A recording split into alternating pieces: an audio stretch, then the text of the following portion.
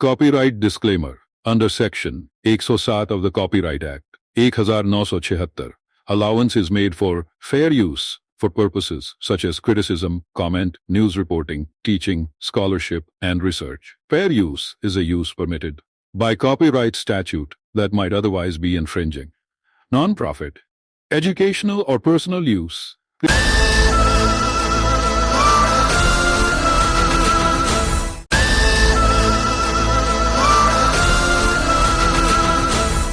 अली बाबा एक अंदाज अनदेखा। Chapter 3 episode 3। एक नए राज के दरवाजे के खुलने के बाद अली बाबा और उसकी टीम एक और भी रहस्यमय और खतरनाक भूल भुलैया में घुस गए।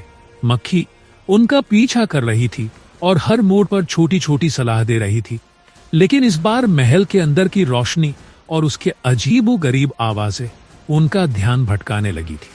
अली बाबा ने कहा, एक होशियार और निर्दोष नौजवान जो हर कठिनाई का सामना अपने हौसले और समझ से करता है, उसका रूप एक साधारण व्यक्ति का है, सादा कपड़े और अनजाने चेहरे के साथ, लेकिन उसकी आंखों में सपनों और सच्चाई की चमक है। उसका सबसे बड़ा हथियार उसका दिमाग और विश्वास है, जो हर रिडल और मुश्किल को हल करने में मदद करता है। गुलनार ने कहा, एक साहसी और तेज तर्राह लड़की जो समझ और विवेक से टीम की मदद करती है। उसकी आंखें हमेशा चौकन्नी रहती हैं और उसका दिल बड़े हौसले से भरा होता है। गुलनार अपनी गुड फीलिंग पर विश्वास करती है और हर मुश्किल घड़ी में अपने साथियों का मोरल बढ़ाती है। उसकी मधुर और परिपक्व आवाज उसका एक अलग ही प्रभाव डालती है। उमर ने कहा, एक संवेदनशील और सूझबूझ वाला व्यक्ति जो ग्रुप का स्ट्रेटेजिस्ट है। उमर का स्वभाव शांत और गहरा है। वह अक्सर हर कदम पर सोचता है, लेकिन जरूरत पड़ने पर अपने साथ इयॉन के लिए जान तक लगाने को तैयार है। उसकी समझदारी और एनालिसिस टीम को बहुत बार बड़ी मुश्किलों से निकाल चुकी है। मक्खी ने कहा, एक छोटी जादू भरी मक्खी जो बोलने और समस्याओं का हल देने में महारत रखती है। उसका छोटा सा रूप और चमक उसे अलग बनाता है। मक्खी पूरी कहानी में रहस्यमय है, कभी टीचर, कभी दोस्त और कभी एक गाइड की तरह काम करती है। उसका उड़ान और हर मोड़ पर दी गई सलाह टीम के लिए बहुत कीमती है। गुलनार ने घबराकर कहा, यह जगह कुछ ज्यादा ही अजीब लग रही है। मुझे लगता है कि हम किसी बड़े जाल में फंस रहे हैं। मक्खी ने उड़ते हुए कहा, हर राज अपने साथ एक जाल लेकर आता है, लेकिन तुम्हारे हौसले से बड़ी कोई चीज नहीं। अली बाबा ने मक्खी की बात पर विश्वास करते हुए कहा, हम यहाँ तक पहुंचे हैं तो पीछे मुड़ने का सवाल ही पैदा नहीं होता। राज की लकीर। भूल भुलैया के अगले मोड़ पर एक बड़े दरवाजे के सामने उन्होंने एक आंखों को छौंकाने वाली रोशनी देखी। दरवाजे के बीच में एक मोती सी लकीर बनी हुई थी जो चमक रही थी। लकीर के पास लिखा था, सच्चाई और हौसले की कसम लो, वरना यह दरवाजा तुम्हारे लिए हमेशा के लिए बंद हो जाएगा। उमर ने घबराकर पूछा, यह कसम कैसे लेनी है? अगर हम गलत रास्ता चुने तो क्या होगा? गुलनार ने भी संकोच भरी नजर से दरवाजे को देखा। अली बाबा ने सोचा और बोला, हमें डरना नहीं चाहिए।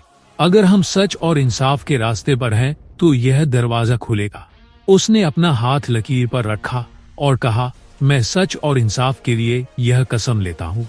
जैसे ही अली बाबा ने यह शब्द कहे, दरवाजा जोर से खुल गया, लेकिन उन्होंने देखा कि अगले कमरे में सिर्फ एक अजीब सा पहेली लिखा हुआ पत्थर था। 3 छवियां और 3 रास्ते, एक सच और 2 झूठ। सच का रास्ता चुनने वाले को अनंत शक्ति मिलेगी, गलत चुनने वाले का विनाश होगा। उमर ने घबराकर पूछा, यह कसम कैसे लेनी है? अगर हम गलत रास्ता चुने तो क्या होगा? गुलनार ने भी संकोच भरी नजर से दरवाजे को देखा। अली बाबा ने सोचा और बोला, हमें डरना नहीं चाहिए। अगर हम सच और इंसाफ के रास्ते पर हैं तो यह दरवाजा खुलेगा। उसने अपना हाथ लकीर पर रखा और कहा, मैं सच और इंसाफ के लिए यह कसम लेता हूँ। जैसे ही अली बाबा ने यह शब्द कहे, दरवाजा जोर से खुल गया, लेकिन उन्होंने देखा कि अगले कमरे में सिर्फ एक अजीब सा पहेली लिखा हुआ पत्थर था। 3 छवियां और 3 रास्ते, एक सच और 2 झूठ। सच का रास्ता चुनने वाले को अनंत शक्ति मिलेगी, गलत चुनने वाले का विनाश होगा। 3 छवियां पत्थर के ऊपर 3 सुंदर और रहस्यमय छवियां बनी थी। पहली छवि एक शांत सा समुद्र दिखाती थी, दूसरी एक जलता हुआ जंगल और तीसरी एक चमकता हुआ नरक। गुलनार ने कहा, यह पहेली समझना मुश्किल है। कौन सा रास्ता सच है? मक्खी ने उड़ते हुए कहा, सोचो, दिमाग लगाओ और अपने दिल की सुनो। सच वही होगा जो तुम्हारे मन से मिलता हो। अली बाबा ने सोचा और बोला, जलता हुआ जंगल तो तबाही का संकेत है, चमकता हुआ नगर लालच और माया दिखाता है, शांत समुद्र शायद सच का रास्ता हो सकता है। उमर ने कहा, मुझे लगता है हमें अपने हौसले पर भरोसा करना चाहिए, लेकिन यह फैसला तुम्हारा होगा अली बाबा। फैसला और परीक्षा। अली बाबा ने शांत समुद्र वाले रास्ते को चुना और उसके साथियों ने उसका साथ दिया। जैसे ही उन्होंने कदम रखा, पूरे कमरे में एक तेज रोशनी छा गई और वो तीनों एक अलग अलग कमरे में पहुंच गए।